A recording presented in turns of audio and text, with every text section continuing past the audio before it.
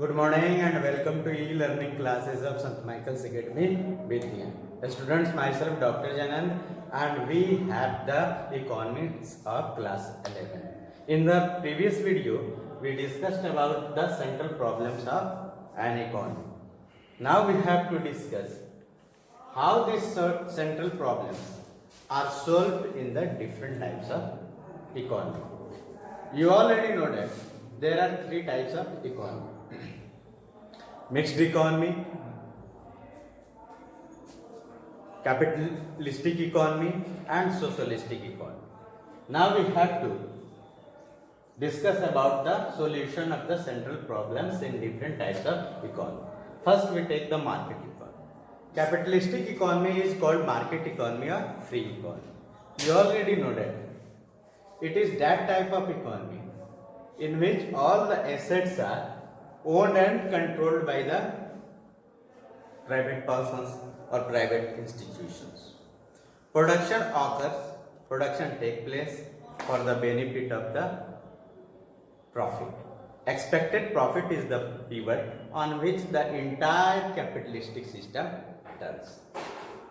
So, in the market economy, the decisions regarding to the central problems, that what to produce, how to produce and for whom to produce, are taken by the private producers that take in the favor of the maximizing profit. How the producers take decision what to produce in what amount and how to produce? They take decision by the market demand and market supply. You already know that market economy runs through the price mechanism or demand forces of the market and supply forces. So producers produce those goods and services which demand is high in the market, so that their sale, output and profit will be high. On the other hand, they choose that technique of production which is low in cost. They take those inputs which is low in cost, so that cost of production remain low. Now we have to understand that in the market economy, the decisions regarding to the what to produce, how to produce and for whom to produce are taken by the private producers, private persons, and they take decision according to the demand and supply forces. Now we have the centrally planned economy. Socialistic economy or socialism is known as the centrally planned economy. In the centrally planned economy or socialistic economy, all the assets are owned and controlled by the government or the government authority. Production take place in the favor of the social welfare. Government decide what to produce, how to produce and for whom to produce in the favor of the social welfare. Government adopt those techniques of production which is helpful in the enhancing the social welfare. Suppose a large part of working population is unemployed. In this situation, government will adopt the labor intensive technique. It is clear in the centrally planned economy, the decision relating to the what to produce, how to produce and for whom to produce are taken by the central authority or government authority in the favor of the social welfare. Now we have the mixed economy. Students, you already know that mixed economy is the midway between the capitalism and socialism. It is the coexistence of the capitalism and socialism. It adopts features of both capitalistic economy and socialistic economy. So it has both private sector as well as government sector. Private sector runs with the motive of the profit, and government sector runs with the motive of the social welfare. So, the decision regarding to the central problems of the economy are taken by the both demand forces and supply forces, as well as the central authority or the government authority.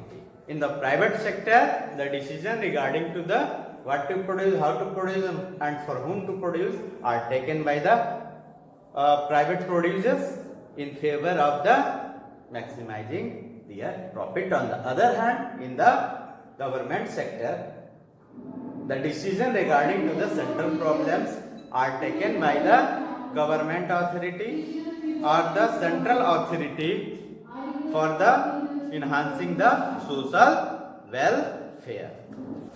Students, now it is clear in the certain areas of the production, producers are free to decide what to produce, how to produce, and for whom to produce on the basis of the market demand forces and the market supply forces. But in the certain other area, in the government sector, government decide or government authority decide, central authority decide what to produce, how to produce, and for whom to produce in the favor of social welfare. Students, now we have the production possibility curve or PPC. PPC shows the different combinations of the two goods which can be produced with the given resources. Assuming that resources are given, resources are fully and efficiently utilized, and techniques of production remain constant.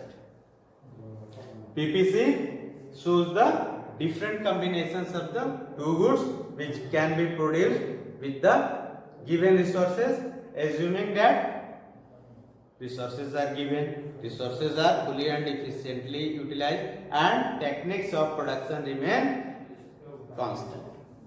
Now, PPC is also called production boundary, production frontier, transformation line, or transformation curve. PPC is drawn on the basis of the PP schedule, production possibility schedule. Production possibility schedule is the table showing the different combinations of the two goods which can be produced with the given resources, assuming that resources are fully and efficiently utilized and techniques of production remain constant. Resources are given, and here we take only two goods. That will be better in the understanding. Here is the production possibility schedule, PP schedule. Here two goods, wheat and cloth is given. Production of wheat is given in lakh tons and cloth 1000 tons. It shows that if all the resources, combination A shows that if all the resources are engaged in the production of the wheat, then total production of wheat will be the 100 lakh tons and the production of cloth will be 0. On the other hand, combination E shows if all the resources are implied in the production of the cloth, then the production of cloth will be 4000 bales and the production of wheat will be 0. It is the production frontier that shows with the given resources what can we produce in what amount. Now, combination B shows if you want to produce the units of cloth, 1000 units of cloth, then we have to sacrifice some units of wheat. You have to sacrifice 10 lakh tons of wheat. Here we sacrifice 10 lakh tons of wheat to get the 1000 bales of cloth. The combination C shows if you want to increase the production of the cloth, then we have to sacrifice our production of the wheat. Now production D also shows for the production of the 3000 bales of cloth, we have to sacrifice 30 lakh tons of wheat. Here, most attracting thing is that to increase the second units of, to increase the production of the second goods, we have to sacrifice the some units or some amounts of the first one. And here the sacrifice is increasing. Here sacrifice is 10,000 tons, here 20,000 tons, here 30,000 tons, and here 40,000.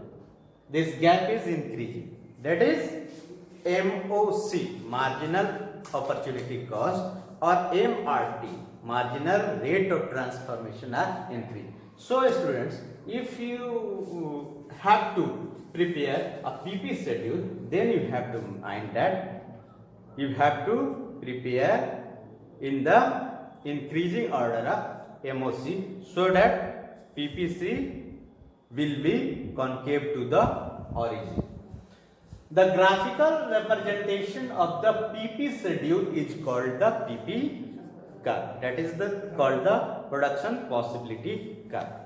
We will see the graphical representation of this schedule. Here is the graphical representation of the production possibility schedule or PP schedule. Here is the first combination that shows 100 lakh tons production of the wheat. Here it shows that total resources are implied in the production of the wheat. Here he shows production of the cloth 4,000 bales. Here the combination E shows that the production of the wheat is 0. That is, all the resources are implied in the production of the cloth. Here we come to the from A to B. If you come to increase the 1000 bales of the cloth, we have to sacrifice here 10 lakh tons of wheat. That is, we have to take some resources from the production and wheat, and we have to imply these resources in the production of the cloth. Similarly, if you want to produce more units of the cloth, then we have to take some resources from the production of wheat and we have to apply in the production of the cloth. That is, to get the more production of the cloth, we have to sacrifice some units of some amount of the wheat. Here production C shows for the production of the 2000 bales of cloth, we have to sacrifice 20 lakh tons of the wheat. Here D shows the increment in the production of the cloth and sacrifice here the wheat. That is the 30 lakh. And for the production of the 4,000 bales of cloth, we have to sacrifice 40 lakh tons of the wheat. In this way, production possibility curve is the curve that shows the different combinations of two goods which can be produced with the given resources. Assuming that resources are fully and efficiently utilized, techniques of production remain constant, resources are given, and we take only two goods that will make our explanation easy. Now we have to discuss about the shifting and rotating of the PPC, MOC and MRT in the next video. Students, watch the next video.